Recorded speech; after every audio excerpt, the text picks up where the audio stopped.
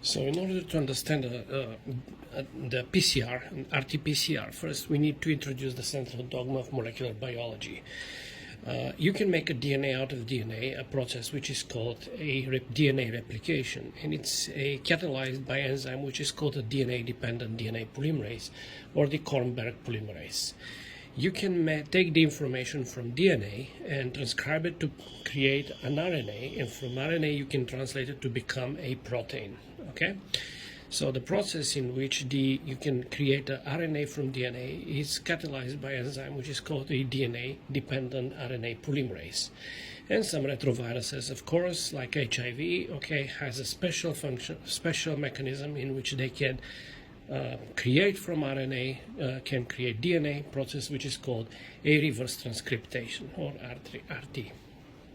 So in order to PCR a particular segment of a DNA, because DNA is a large molecule and you want to PCR, let's say, only particular fragment, you know the sequence of that fragment, and you can synthetically design a primers to indicate where this PCR will start. Okay, so we have the left primer and we have the right primer. Okay, these are the ones you can buy commercially, you can order them commercially, things like that.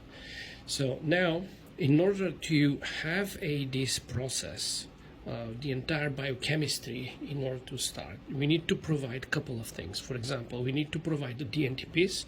These are A, T, G, and C components of the DNA synthesis. We need to provide the primers.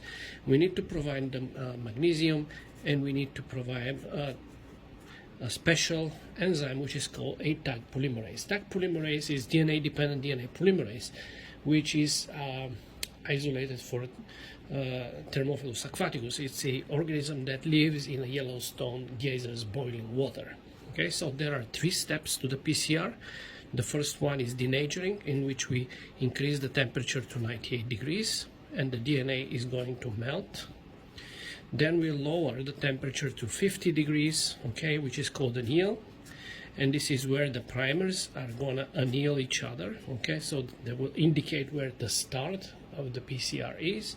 And then we have increased the temperature to 75 degrees, which is called extension, and we make 2 new strands of DNA, and we process this 35 cycles in total.